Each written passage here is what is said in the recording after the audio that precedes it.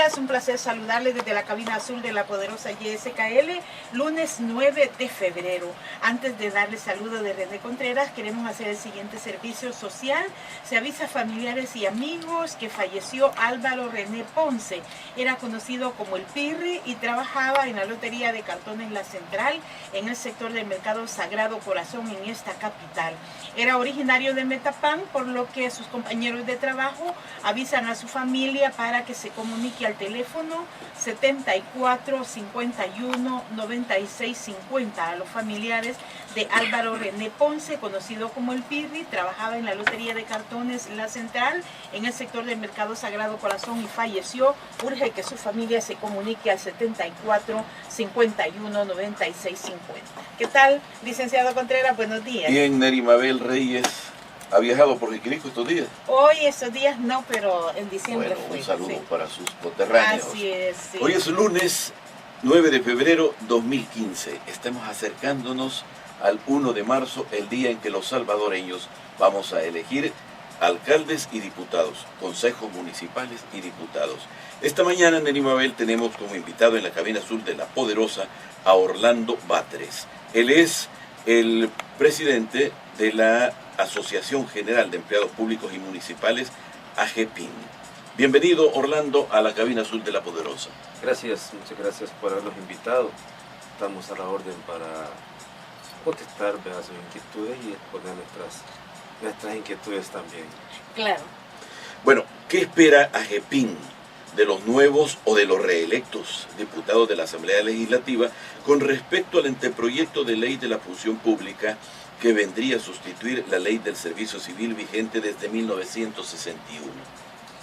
Nosotros lo que esperamos como trabajadores gremiados en AGEPIN y todos los trabajadores que estamos preocupados, por supuesto, por ese proyecto de ley, esperamos de que los diputados, al tomar posesión en sus respectivos curules, bueno, revisen bien esa ley de la función pública, porque hay artículos que a nosotros nos preocupa como trabajadores, en el sentido de que se quitan las prestaciones y también se pone en riesgo la estabilidad laboral. Acuérdese de que esa ley de la función pública nace como un condicionamiento del Fondo Monetario Internacional para ir eliminando las leyes laborales que según ellos son protectoras. Y nosotros que hemos tenido desde hace mucho tiempo, hemos venido siendo regidos por la ley del servicio civil, creemos de que hubiera sido más conveniente reformar la ley del servicio civil para ir adecuando a los nuevos tiempos y no crear una nueva ley que por supuesto viene ya con un objetivo de fondo de ir creando las condiciones para el funcionamiento de las transnacionales a futuro, con la aprobación de la ley de la sociedad pública y privada para el crecimiento. La ley del servicio civil ya llevaba 14 reformas, Orlando. Es como venir remendando cada vez más esa ley. Ahora, específicamente, ¿qué puntos son los que ustedes consideran que dentro del proyecto de ley de la función pública le afecta a los trabajadores? Hay un artículo, más que todo, de los principios al inicio. Hay un principio que se llama primacía de la realidad, que de ahí comienza toda la situación de quitarle las prestaciones a los trabajadores, porque cuando se habla de la realidad, se dice de que todas las decisiones que se toman, ambas partes, sea trabajadores y empleadores, a través de un convenio colectivo, prácticamente se van a hacer efectivos siempre y cuando haya realidad en la situación económica para dar las prestaciones respectivas. Además de eso, hay otros artículos que establece la ley de la función pública en donde pide que se revise el nombramiento de cada trabajador. Y aquí tenemos muchos trabajadores que han sido nombrados no por culpa de tal vez de los empleadores, sino por los procedimientos. Acuérdense ustedes de que muchos trabajadores han entrado a través de la política partidista, por influencias políticas partidistas, y todo eso pues se viene a revisar y tomar decisiones. Hay un ente rector que es el que va a tomar las decisiones al final de cuentas, qué trabajador se va a quedar y qué trabajador va a continuar en el servicio. Este ente rector tendrá un proceso de evaluación de acuerdo con lo que establece la ley, y además hubo también, don Orlando, una etapa de consultas que se ha desarrollado previo a pues toda esta discusión de la normativa. Además de esta ley de la función pública, ¿qué otras expectativas tiene AGEPIN, que es una gremial que aglutina a empleados públicos y municipales, por ejemplo, con la composición que pueda darse producto de las elecciones del 1 de marzo próximo? Nosotros esperamos de que la correlación de fuerzas que exista en la Asamblea Legislativa sea una correlación que equilibre el poder, en donde no solamente se concentre en un sector determinado la fuerza política, sino que haya diferentes corrientes para que el debate sea más amplio. Ahora, nosotros nos preocupa porque para el país ya hay algunas agendas definidas, y por eso es de que los diputados que van a salir electos, por supuesto, se les avecina un problema bien serio, en el sentido de que tenemos un problema que se nos avecina, que ya el gobierno lo está manejando un poco seriamente, es con respecto a la reforma de pensiones. Ese es un problema bien serio para los trabajadores y el pueblo, porque no solamente los trabajadores, porque si el trabajador es afectado con una reforma de pensiones, prácticamente detrás de él está la familia, que también saldría perjudicado. Y esta reforma de pensiones se va a dar, ya está el diagnóstico, ya están los estudios realizados, pero son reformas que no van a beneficiar al trabajador, sino que son reformas que van a venir a afectar en grande. ¿Por qué razón? Porque imagínense de que de entrada dicen de que las recomendaciones del FMI, el Fondo Monetario Internacional, es de que se incremente la edad para jubilarse, se incrementen las cotizaciones, y además de eso, lo más peor es que se baje el techo del porcentaje de pensiones que se le va a dar al trabajador. Todas esas cuestiones van a afectar y nos preocupa prácticamente por la situación económica que está el país, que de alguna manera el gobierno pues ya no puede, ya no tiene cómo. Hay indicios de que ya fondos ya están terminando para pagar las pensiones, y eso es muy peligroso. Y desde el escenario, por ejemplo, de los trabajadores municipales, de los públicos, ha habido reuniones porque hay un comité de trabajadores pro defensa de pensiones. Y sobre esto del techo, don Orlando, he escuchado al ministro de Hacienda que dice que el techo que se busca reducir es aquel techo de pensiones onerosas, que no las tiene cualquier trabajador, las tiene quienes fueron funcionarios y alcanzaron altas categorías y tienen jugosas pensiones. Mire, el techo de los pensionados normales, o sea, hay pensiones de $210. Entonces realmente no se puede hablar de disminuir ese techo, porque lo que se ha generado la crisis es que la pensión mínima no le alcanza al jubilado para un nivel de vida digno.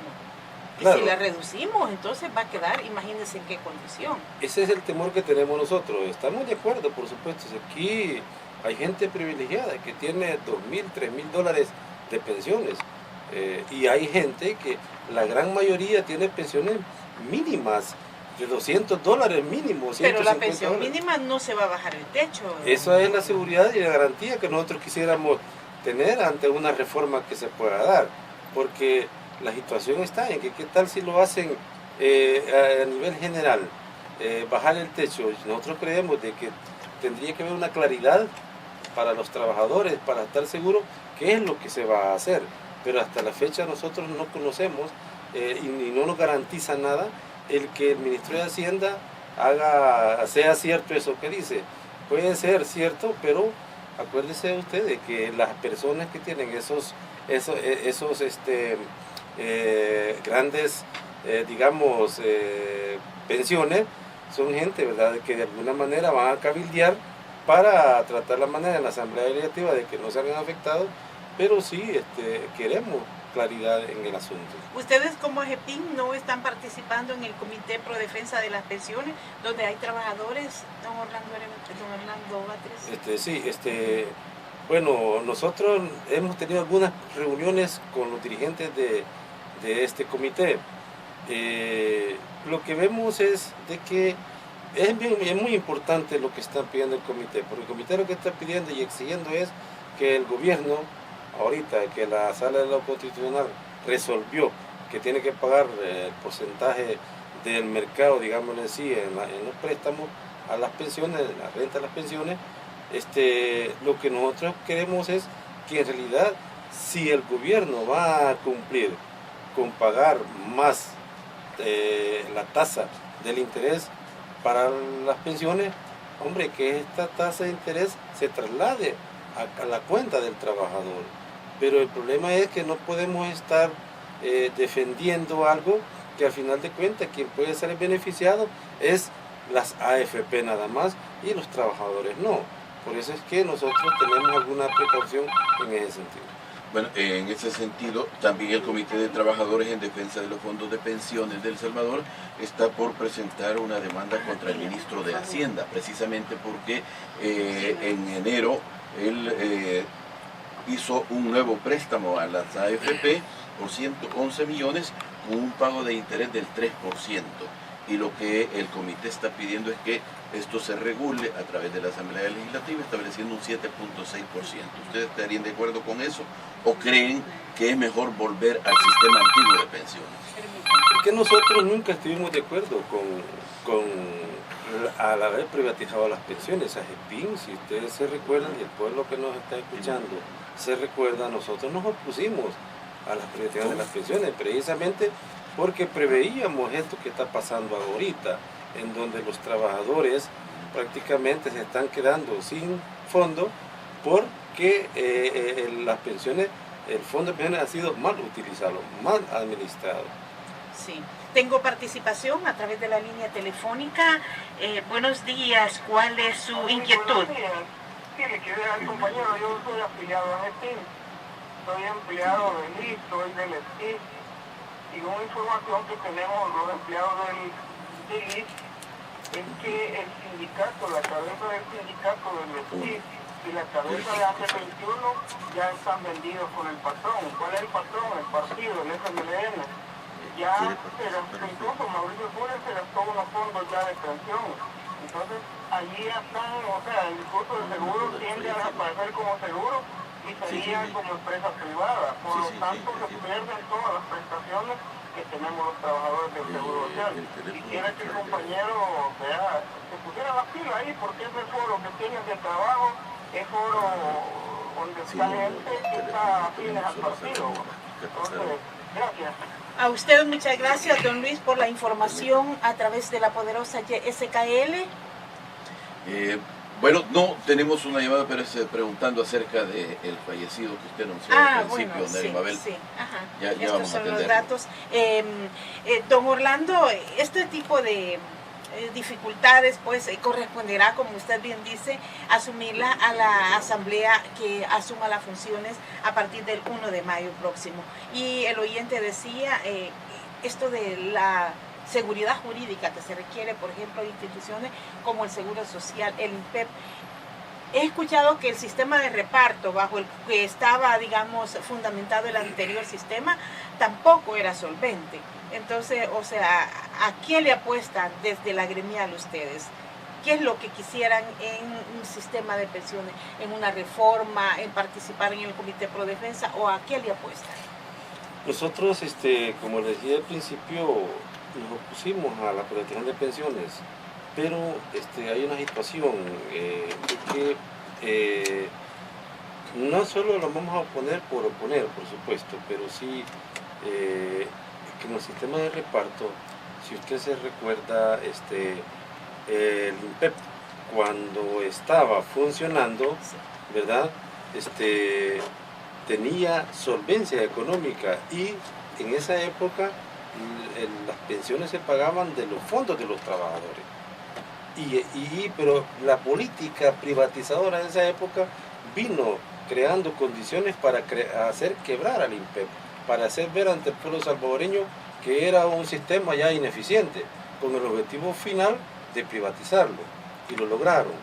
Entonces, Nosotros creemos que sí es cierto, si en aquella época era una cantidad de personas que estaban trabajando y que esa gente ahora se está pensionando, claro, los pensionados han crecido y ha crecido también la demanda de fondos para cumplirle con sus obligaciones previsionales.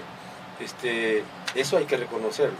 Pero el problema que tenemos central aquí en nuestro país es de que es un país que no es productivo. Esa época que el INPEP estaba funcionando, el país producía, el gobierno tenía fondos, tenía ingresos propios de las instituciones que eran del pueblo, del Estado. Pero ahora que no tiene nada, no es productivo, entonces es donde el gobierno se ha visto en la necesidad muy apremiante de que no encuentra por dónde obtener fondos para cumplir con sus obligaciones previsionales. Además de que no encuentra, los está utilizando. Estamos viendo ahí cómo el préstamo que han hecho de 111 millones que son de los trabajadores, ¿verdad? Que van ¿para qué? Para cumplir con las mismas necesidades del gobierno, y son préstamos que no tienen una rentabilidad como debería de ser, sí, y esa rentabilidad es la que el Comité de los Compañeros Trabajadores por Defensa de las Pensiones están peleando, de que esa rentabilidad crezca, que se pague, pero si el gobierno no tiene fondo, ¿cómo va a ser? Es una situación bien compleja. Las 7:23, el presidente de la Asociación General de Empleados Públicos y Municipales AGEPIM, Orlando Batres, nuestro invitado de hoy, como gremial, dice tienen expectativas por algunos proyectos de ley que seguirán pendientes en la Asamblea Legislativa y que serán puntos que deberá abordar la nueva legislatura a partir del 1 de mayo. Entre ellos, la ley de la función pública presentada desde el Ejecutivo y el plan para reformar el sistema de pensiones. No nos cambie, regresaremos porque también AGEPIM aglutina a trabajadores municipales. Código Civil, en contradicción a que sea aprobado el anteproyecto de ley de la función pública. El asunto es, ¿ustedes presentaron alguna alternativa? Es decir, no están de acuerdo con el proyecto que ha presentado el Ejecutivo de la ley de función pública. Ustedes habrían dicho, bueno, sí, nosotros tenemos una alternativa para reforma o para otra nueva ley del servicio civil. Sí, nosotros al principio, cuando se nos informó, empezaron a reunirse con nosotros los funcionarios del gobierno, empezamos a reunirnos en el Tribunal de Derecho Civil, participamos en reuniones para buscar la forma de presentar una alternativa, de que en vez de que desaparezca la ley del Código Civil, se podría crear otra nueva ley basada en la ley del Código Civil para regir la administración pública. Ahora, presentamos nosotros esa propuesta. El problema es que no fue aceptada, y no fue aceptada precisamente porque ya había algunos lineamientos en el sentido de que había que eliminar las leyes laborales protectoras, según ellos, porque ahí con esta ley de la función pública no solamente se elimina la ley del servicio civil, hay otras leyes que también se eliminan y que van a aglutinar con la ley de la función pública. Hay un oyente que quiere participar, de Roberto Azora. Buenos días, le escucha el presidente de AGEPIM, nuestro invitado en escenario electoral 2015. ¿Cómo no? Buenos días. Buenos días a todos. Buenos Gracias. días, licenciado Batres. Buenos días. Tengo dos cosas. Primero, me da la impresión que unas pugnas o problemas internos que surgieron cuando estaba el licenciado William Hueso, que en paz descanse, para mí como ciudadano no dejó de darme alguna duda, y veía yo que eso podía traerles problemas para que la gente perdiera cierta credibilidad. ¿Cómo quedó todo ello? Y la otra es, cuando yo trabajaba, yo ya soy una persona retirada, jubilada, ¿no? Pero antes recuerdo que AGEPIM visitaba constantemente las oficinas gubernamentales, explicaban los planes y la gente quedábamos muy entendidos y muchos estuvimos ahí. Ahora, ¿qué pasa en esta época del 2015? Nada más eso. Pase buen día. Buen día. Bueno, gracias. Primero preguntaba de las pugnas que hubo. Interna. Sí, claro, AGEPIM se ha caracterizado por haber creado algunas expectativas por el nuevo crecimiento económico, ¿verdad? Y también de la membresía. Y reconocemos, esa pugna interna le trajo problemas a AGEPIM hace varios años, en donde prácticamente generaba hasta cierto punto de violencia. Y lamentamos eso porque nosotros los trabajadores tenemos que pensar, ¿verdad?, hacer las cosas siempre en democracia, y ahora pues con la famosa palabra transparencia, que es lo que nosotros como junta directiva en este momento estamos trabajando en ese caso. Claro, el presidente que estaba en ese entonces tenía sus propios pensamientos, sus propias ideas, y a veces, ¿verdad?, se tiene la idea de que uno quiere imponer, ¿verdad?, sus ideas a como dé lugar, y eso generaba una contradicción, pero ahora pues ya cambió esa situación, la organización pues es más democrática, hay más participación. Lo que nosotros nos hemos propuesto en este nuevo periodo para el compañero que nos llamó y para todos los que nos están escuchando, es que en primer lugar nos hemos propuesto reorganizar la organización, valga la redundancia, internamente, administrativamente, reorganizarla. ¿Cómo? Bueno, en este año 2014, recién pasado, nos dedicamos a elegir las 14 delegaciones departamentales que estatutariamente está establecido que deben de ser 6 delegados por departamento.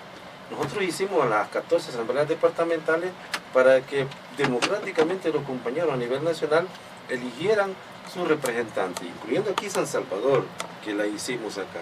Ya con estos delegados electos, por supuesto, vamos a tener la posibilidad de llegar a la mayor parte de instituciones, como lo decía el compañero, para dar la información respectiva a nuestra organización, para informar cómo está. Y precisamente hoy, este sábado, 14 de febrero, el Día de la Amistad, el Día del Amor, vamos a realizar la primera Asamblea General de Asociados, en donde aprovechamos el momento para invitar a los compañeros para que asistan a esa asamblea y se den cuenta del trabajo que nosotros hemos realizado en todo el año 2014 a nivel nacional. Entonces, en ese sentido vamos a llegar, compañeros, a las instituciones nuevamente para ir dando la información respectiva, y por supuesto también contamos con la colaboración de medios de comunicación, así como la YSKL, que nos permite pues llegar a la mayor parte de la población a nivel nacional. Y un oyente también llamaba a través del 22 24 08 88 y nos decía, bueno, ¿será que ha disminuido las actividades de AGEPIN? Él se refería a movilizaciones que antes se hacían como para demostrar su inconformidad con políticas de gobierno. ¿Cómo ha sido la relación de la gremial con la actual administración pública? Nosotros hemos sido cautelosos, no queremos caer en alguna situación que nos vayan a señalar en forma, ustedes bien saben de que en este país estamos todo el tiempo en periodos electorales, ¿verdad? Y nuestra organización ha sido cautelosa ahora en no querer hacer algunas acciones que nos vayan a señalar en algún sector respectivo. Pero sí estamos bien conscientes de que la situación no está bien y hay que manifestarse, hay que dar a conocer nuestros señalamientos, por supuesto. Pero sí, ya no es aquella época de cerrar calles, de cerrar portones, de cerrar... No. Lo hacemos en una forma tal que vaya dentro del marco legal. ¿Por qué? Porque el pueblo ya no le parece que es cierto, nosotros podemos llegar a una manifestación, pero sería lo último que podríamos llegar como recurso al no escuchársenos, pero ya el pueblo generalmente se molesta cuando ve esas acciones, ¿verdad?, que van en detrimento de la misma situación social de la población. Creemos nosotros que sí, hemos tenido intentos y deseos de manifestarnos, hacer manifestaciones por algunas agitaciones, pero para ello es necesario ponernos de acuerdo con otros compañeros dirigentes sindicales para que las acciones sean más fuertes. Tenemos una llamada desde Ahuachapán. ¿Cómo se llama usted? Ana Villafuerte. Aquí estamos con el presidente de AGEPIN. Usted tiene una consulta sobre pensiones, me dice. Adelante, le escuchamos. Fíjese que hace 2 años me retiré yo de trabajar. Pagábamos un seguro a AGEPIN. Mi pregunta es, hace 2 años dejamos de cotizar varios de mis compañeros, necesitamos saber si ese dinero nos lo podrían devolver. el seguro de AGEPIN, dice la oyente. Hay un seguro que se cotiza cuando somos socios de AGEPIN y ella ya se jubiló.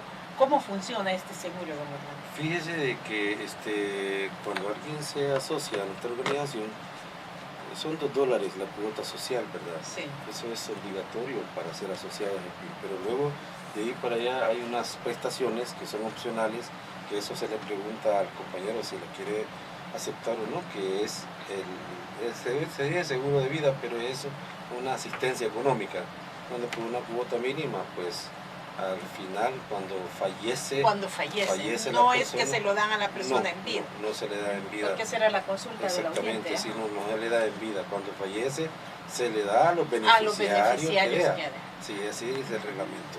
Este es el reglamento, entonces, así es que lo bueno es que revise usted, nuestra oyente que nos llamó, sus beneficiarios, porque ellos deberán hacer el trámite después ante la gremial AGEPIN. 7:38 de la mañana, el presidente de AGEPIN, Orlando Batres, nuestro invitado de hoy en escenario electoral. Estamos conversando hoy con Orlando Batres, presidente de AGEPIN. Esta asociación, don Orlando, pues aglutina a empleados públicos y municipales. Y las elecciones del próximo 1 de marzo, pues lleva un componente de reelección, como decía René en la parte de introducción, y otros de cambios en las municipalidades. Todo dependerá de lo que decidan los ciudadanos. Pero ¿cuál, por ejemplo, es la expectativa de la gremial? ¿Han tenido experiencias ya con procesos electorales anteriores? Hay una ley de la carrera municipal. ¿Cómo ven, digamos, la estabilidad a nivel municipal ustedes? Bueno, nosotros tenemos un sector muy importante afiliado de los compañeros de trabajo en la alcaldía municipal. Una de las cosas que nos alegró a nosotros recientemente fue el decreto transitorio que la Asamblea aprobó, en el sentido de que todos los empleados municipales, a través de una evaluación, iban a ser parte ya de la ley de la carrera administrativa municipal. Eso de alguna manera les vino a garantizar un poquito la estabilidad laboral. Pero sí, nosotros no nos confiamos en eso, porque cada vez que hay elecciones, ¿verdad?, de consejos municipales, nos crea cierto problema y nos preparamos al mismo tiempo con nuestro departamento jurídico y con nuestros compañeros en los departamentos, en el sentido de que hay consejos municipales nuevos que llegan, en donde empiezan, ¿verdad?, a querer despedir trabajadores. Y a veces lo hacen apegado, por supuesto, a la ley, porque en la ley de la carrera administrativa municipal hay un sector de los empleados de confianza que sí, ellos ya no están protegidos, y cualquier consejo municipal que llegue los puede, claro, quitar, remover, y no hay ningún problema. Pero hay otros trabajadores que no. Ahí es donde nosotros sí nos genera problemas, porque vienen los despidos, vienen las demandas, y nuestro departamento jurídico empieza a trabajar. Estamos preparados para eso. Además de eso, también el problema que tienen los compañeros de la alcaldía municipales, que es el sector más vulnerable, precisamente por la misma autonomía que ellos aducen, ¿verdad?, que ellos pueden quitar, pueden poner, pero ustedes bien saben de que cada partido político, cuando está en una contienda electoral, tiene su gente, y cuando gana esta persona, pues a todas costas quiere poner a su gente a trabajar porque algún compromiso adquirieron, en detrimento de los que ya están trabajando. Estas expectativas a nosotros nos preocupan. Esperamos que en un futuro cercano haya una ley general que en realidad proteja a los compañeros de la alcaldía, para que se entiendan los que llegan a la alcaldía, que no son dueños de la alcaldía, sino que son administradores, y que si las personas en un municipio les ha dado la confianza para que administren, tienen que hacerlo de acuerdo a las leyes, de acuerdo a lo que esté establecido en la relación entre el trabajador y la municipalidad. Orlando, AGEPIN podría hacer una divulgación precisamente en esos periodos en que asumen el mando un nuevo consejo municipal, debido a que a veces por ignorancia un funcionario va y de una vez quita a alguien sin investigar el procedimiento adecuado, porque la ley lo establece, ¿verdad? Si un empleado es incapaz o falta normalmente su trabajo, existe un procedimiento, ¿verdad? Que es el llamado, primero la atención verbal, después por escrito, y así sucesivamente se va llegando hasta culminar con lo que podría ser una destitución o un despido. Pero vemos como muchos funcionarios públicos después a la institución la meten en problemas, porque este empleado que despidieron le tienen que pagar todo el tiempo que pasó sin presentarse al trabajo. Le resuelven favorable y le tienen que volver el puesto de trabajo. Lo vimos en las elecciones recién pasadas de consejos municipales, donde en algunas alcaldías incluso al resolver la situación, estos trabajadores llegaron de nuevo y hubo que pagarles todo el tiempo que quedaron holgados. Claro, nosotros hemos, por ejemplo, el caso de un compañero del CAM de la alcaldía de Zacatecoluca, que a través de nuestro departamento jurídico se logró reinstalar y que le reconocieran todo el tiempo. Igual un compañero allá de la alcaldía de Uruapa. Entonces, sí, nosotros hacemos divulgación. Nosotros repartimos boletines en las alcaldías, dando a conocer esa posición. Tanto advertimos a los nuevos consejos municipales y también les damos a conocer que para la Constitución política establece que para despedir a alguien, para sancionar a alguien, tiene que ser a través de los procedimientos legales. Pues si se cumple con eso, no hay ningún problema. Es decir, ¿por qué razón? Porque cuando se despide a alguien de una alcaldía, tiene que ser, no es el alcalde que se va a inventar, vaya, quitemos, o el consejo municipal, tiene que ser a través de un juicio, de una demanda ante el juez, que es el que al final de cuentas, con las pruebas del consejo municipal y con las pruebas que tenga el despedido, el juez es el que decide si se despide o no. Ese es el procedimiento legal al cual un consejo municipal tiene que someterse. Ahí nosotros estamos de acuerdo, pero sí, ¿verdad? Por la misma cultura, la misma situación, la experiencia, ¿verdad? De que hay muchos miembros de los consejos municipales que desconocen de las leyes. Por eso es que a veces cometen esos errores y por supuesto hacen cosas que a final de cuentas pierden los casos. Vemos otra situación débil en la administración pública, es este aspecto que genera dudas cuando vemos que en algunas instituciones públicas aparecen ocupando cargos los hijos, los hermanos, la nuera y toda una parentela que les hace pensar a uno que existe nepotismo. Y no es que hace pensar, sino que existe el nepotismo. Vemos como en la Corte Suprema de Justicia, por ejemplo, existe un dirigente que ha colocado casi a toda su familia ahí. La ley de servicio civil tiene algo que regule eso. Claro, eso del nepotismo se ha venido desde hace mucho tiempo para acá, pero se ha incrementado más en estos últimos gobiernos, porque acuérdense ustedes que si yo como alcalde llego, ¿verdad?, a obtener ese puesto, ahí voy a aprovechar la oportunidad para poner a mi sobrino, a mi primo, a mi hermano y todo, cosa que la ley no lo permite. En la ley del Código Civil establece de que no, eso no está permitido. Aunque creemos nosotros de que dentro de lo que son las alcaldías municipales se da precisamente por la misma autonomía que tienen.